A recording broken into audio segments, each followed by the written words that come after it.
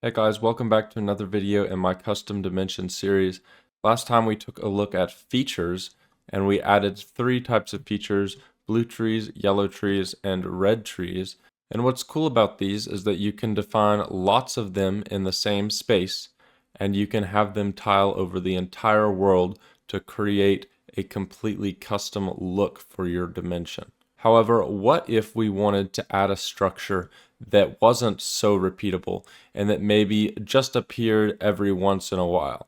Well, we can actually do that with the use of structures in the game. And structures do take some work to define, but that's what I'm going to show you in this video. I'm going to make it as simple as possible. So let's get right into it. The first thing we need to do is actually build up our structure here. So I'm not sure exactly what we're going to build yet, but we're going to build something in this blue forest. So let's look through our blocks, and I have an idea. Let's take some copper, and I'm going to build a copper lighthouse. Okay, I have built up a copper lighthouse here, and it's not much, but it is a simple little structure. It's got a door and it's got ladders so that you can climb up and get to the top in survival mode. Of course, we've got these copper bulbs up at the top, and we've got a nice little platform. And overall, this is a pretty nice structure to appear every once in a while in our blue forest. So now what we need to do is get ourselves some structure blocks. And there's two ways to do this. My preferred way is to go Escape, Options, Controls, and turn this Operator Items tab to be on. And that way, when you go into your inventory in Creative, you'll have this Operator Utilities tab, and you can find your structure block right here. The other way you can do it is, even if you don't have Operator Items tab on, typing /give your name Minecraft structure block, and this will give you a structure block. But either way you get the structure block, let's go ahead and define our corners of our structure. So for this structure, we've got a corner right here, and we'll set this to mode corner, and we'll name this copper lighthouse. And if we save that, it will actually go into Minecraft copper lighthouse. That doesn't matter. This is just where it's going to save this file, and we'll just take that file out of its location in a second. Let's go now up to the other corner, and you may have to kind of build around to find the actual corner. But if we name this one the same thing, again, make sure it's on corner mode. These two corners should select the entire lighthouse. And now to actually save this, we need to place another structure block, and this one we're going to put on save mode. We'll give it the same name, and we'll click Detect Structure Size and Position. Make sure this bounding box matches up with the lighthouse structure, and then we can click Save. And now it says structure saved as Minecraft Copper Lighthouse. So let's open up our world folder right here, and we'll find the generated folder, Minecraft structures copper lighthouse.mbt. This is where our file has been saved. So let's go ahead and copy this somewhere safe, and then we'll close out of that. Then let's go to VS Code, and inside of our namespace folder, we'll create a new folder called structure. Let's drag our copper lighthouse into that folder, and now we've got our lighthouse MBT file inside of structure in my datapack. However, just adding the structure in here is not enough. What we have to do is define a template pool, and this determines which MBT file is used whenever our structure is placed in the world. So let's go into WorldGen and create a new folder called template pool. And in there, we'll add copper lighthouse.json, and we'll add a map. First, we need to define a fallback. Fallback is used if Minecraft cannot place this structure where it tries to. And so if we do encounter that error, we just want to place Minecraft empty, because we don't want to place anything. It's not the end of the world. If we miss a structure, we'll generate another one in another couple chunks or so. Then we define elements.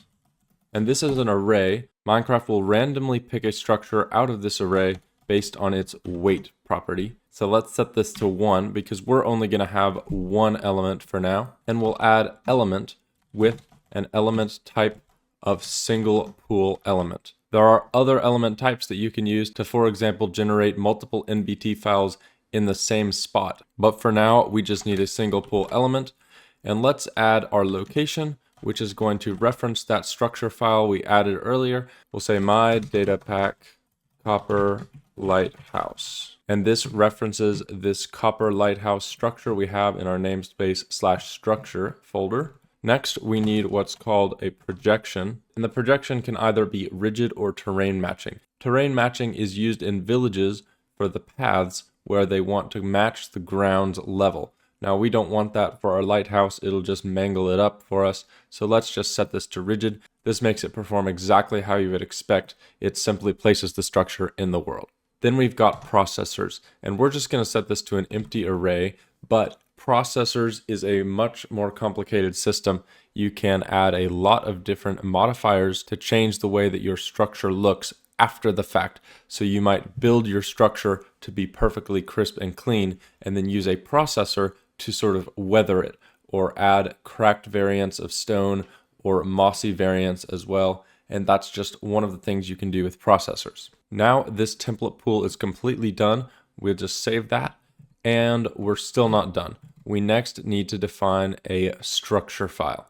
So this structure file determines properties of the structure, like where it's going to be placed and how it's going to be placed. So inside of WorldGen, we'll create a new folder called structure, and we'll create a new file yet again called copper lighthouse.json. First, we need a type. For custom structures, you always want to use the type of Minecraft Jigsaw.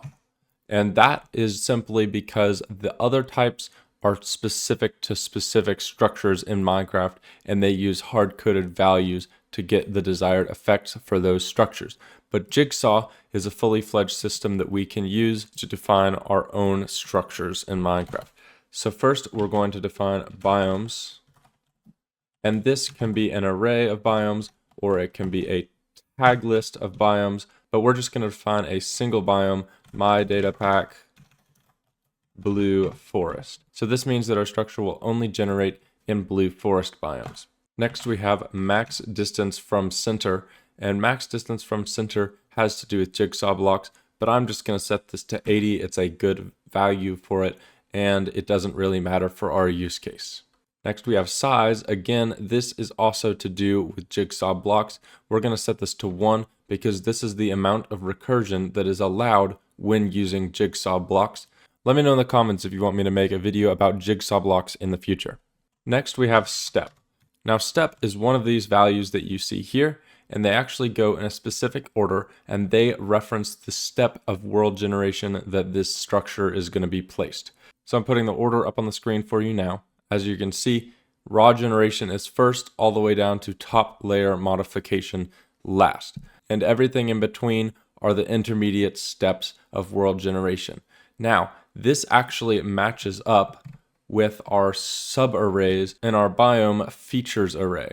So as you can see, we've got this subarray. Well, since we're using the first subarray for my datapack red tree, that means we're putting it in the raw generation step. But if we were to define another couple of arrays before this, then we would see, well, this is the third one, so we would be in the local modification step. Now, the only thing this matters for is relative to everything else. The names of these only refer to what vanilla uses these steps for, but it really doesn't matter which steps you use as long as you have the order right. So if our feature is generated in the first step and our lighthouse we set to lakes, which is the second step, then the lighthouse will be generated after we generate our trees in the forest. And now I'm going to set project start to height map. This is a height map. We're going to use world surface world gen. This is the height at which our structure is going to be placed. So we want it to match the world surface during world generation. Now we also need start height, and this allows us to offset the height relative to the height map we chose in the previous key. And so for start height, it's just a height provider. We'll say absolute 0 because we don't need to modify the height. It will just leave it exactly as is. Next, we need spawn overrides. and this is going to be an empty object. And this just allows you to choose which mobs are not allowed to spawn in our structure, just like the ancient city does in Minecraft. We're just going to leave this empty for now. Now we're almost done, I promise, but we need to add use expansion hack and set that to false. This is something used in villages, and it really is not something you would want to use in your own structures ever. So that's why we're setting it to false. Finally, this is our last key, and it's the most interesting, start pool. This references our template pool, which will set to my datapack copper lighthouse. And now we've got our structure that references our template pool that references our structure NBT data. And now I would love to tell you that we're done, but we're not. We need to define what's called a structure set. And this is what actually tells the game to spawn structures in the world. So inside WorldGen, we'll create a new folder called structure set, and we'll create a new file called copperlighthouse.json. This is a map, and we define two things in here. First, we define the structures that we want to place. So this is an array of structures with each one having a weight, and defining our structure, referencing the structure file that we have, my datapack copper lighthouse. So this references our structure file right here that we just defined. The other thing that this file defines is placement. We'll say the type is random spread. Concentric rings is used for strongholds in Minecraft, and you could have your structure spawn in concentric rings around the world. Random spread, though, will spawn everywhere and look a lot more natural. Then we get a few properties on here. We get separation and spacing. Separation is the minimum distance that will be between each structure in chunks. So, for example, if we set this to 2, we will never find 2 copper lighthouses that are less than 2 chunks away from each other. And spacing is an average distance between 2 copper lighthouses. So if we set this to 5, on average, a copper lighthouse will be 5 chunks away from the next copper lighthouse. Lastly, we have salt, and you can think of this like a seed for the structure generation. So let's set this to a random number like that, and it really does not matter what you set this to as long as it is a positive integer. The only thing that you want to do is if you have multiple structures, set the salt to be different. That way the structures don't try and get generated on top of each other. And what Minecraft does is it uses a combination of the world seed plus this salt to determine where to put each structure. And with that, we're actually completely done with defining our structure. We've got our structure set that references our structure right here. And this structure defines a few options such as what biomes it will generate and what height to put it on. And then this references our template pool, which our template pool defines what NBT file to use for our structure. And of course, we have our NBT file all the way up here. Let's go ahead and try and hop into Minecraft. So we've got our old structure right here. I'm just going to leave that there, and I'm going to save and quit. We're actually going to be regenerating our dimension anyways. Let's go ahead and grab our custom dimension and delete that. And we'll hop back into the world. And as you can see, look at this. We've got our copper lighthouse being generated right here, nice and neat. And if we fly over here, we've got another one. And if we fly over here, yet another lighthouse. Now, one thing that I do notice is that it's actually kind of buried in the ground. And so to fix that, you might guess we need to go to our structure file. And at our start height, we've set it to an absolute of 0. Let's set this to 1. That will offset it up by 1 block. So again, delete our custom dimension, go back into our world. And this time, it's actually up by 1 block, and it looks a lot better now.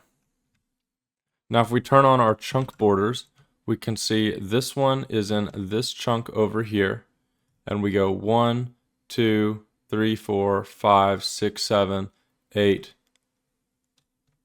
or so chunks before we get to this other one, and so that would be 4, 5, 6, 7 or so chunks, and then 1, 2, 3, 4 chunks till this one. So, you know, on average, probably about 5 chunks, just like we defined. This one, 1, 2, 3, 4, 5, 6 chunks. But what we'll never find are 2 lighthouses that are only 2 chunks away, because in our structure set, we set the separation to be 2. Now we're going to actually define another structure in this video. So I'm going to build up a new structure real quick. All right, so now I have built myself a little sandy hut is what I'm going to call this. And before we can use this, because I've got this sand down in the ground here, I need to make sure that the sand will embed properly in the ground when I generate this as a structure. So if I leave it like this and I set my structure block corners to be, say, here and here, let's make this a corner.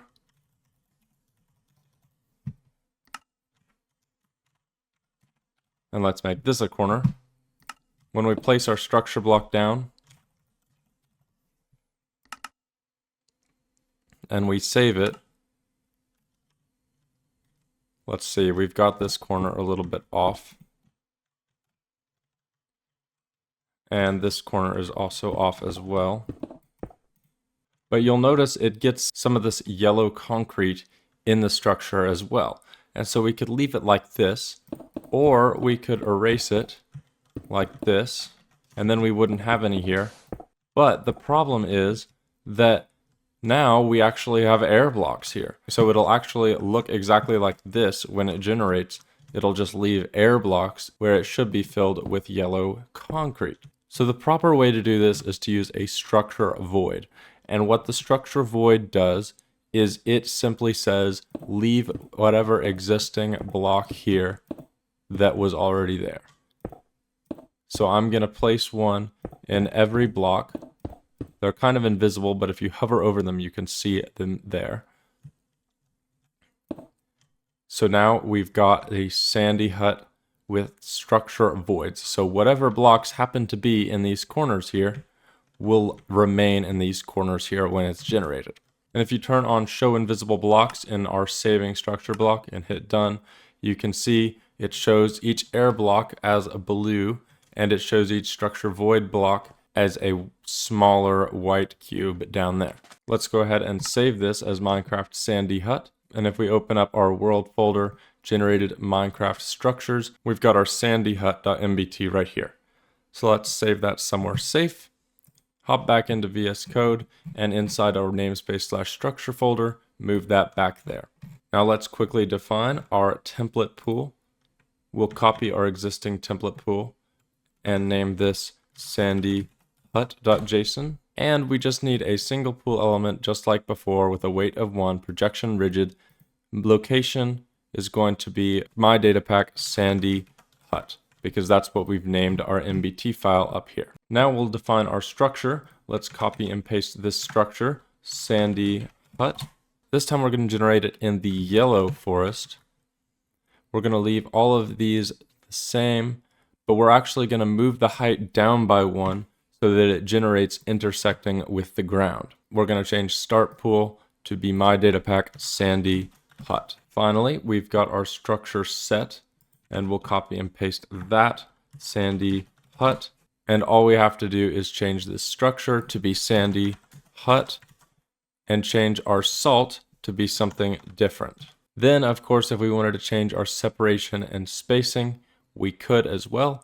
I think I'm going to increase these both to maybe be 5 and then 10 for our spacing. They will on average be 10 chunks apart, and they will always have at least 5 chunks between them. And now our sandy hut is completely defined. So let's go ahead and exit out of Minecraft. We'll go back into our dimensions folder and delete our custom dimension, and everything will regenerate, including hopefully our sandy huts. Now we did decrease the frequency of them, so we may have to look a little bit longer, but here's one. We've got our sandy hut, and as you can see on this edge right here, it didn't generate yellow concrete here because we had structure voids defined in our structure, but it left the yellow concrete alone right here. So as you can tell, they are definitely a lot more rare than our other structure in the blue forest, but we've got another one right here. Again, it's sort of off the corner, and so thanks to those structure voids, it doesn't generate any blocks here, but it does leave the blocks alone in these other corners. Now we're actually going to take a little break from our custom dimension here and take a look at how to add these custom structures into vanilla Minecraft in the overworld. Let's go ahead and hop back into the overworld. And this is some interesting generation. I've never seen a village house sort of floating like this. But anyways, let's take a look at what biome we're in. I believe this is a plains biome. And so I'm going to hop into VS Code. And for our structure in our world gen folder, I'm going to take this sandy hut and I'm going to make this biomes an array and add Minecraft plains. And so now it will spawn in yellow forest just like before, but it will also spawn in Minecraft plains, which, as you may know, Minecraft plains is in the overworld, so it should spawn in the overworld. That should actually be the only change we need. But this time, we can't just delete our custom dimension right here. We have to actually go out and delete dim1. I'm actually going to delete dim1 and dim-1. Those are the overworld and nether folders. Let's hop back into our world here. And it should regenerate our chunks completely. So if we fly around, we might find a structure. I'm not seeing one. Let's see if there is one. We can use the /locate command, locate structure, my datapack, sandy hut. And aha, the nearest one is at this coordinate. And look, we're in the vanilla Minecraft overworld, and we've got this sandy hut that we defined as a custom structure. Anyways, that's going to do it for today. If you enjoyed this video, don't forget to subscribe and leave a like to let me know that you enjoyed it. I'll see you in the next one.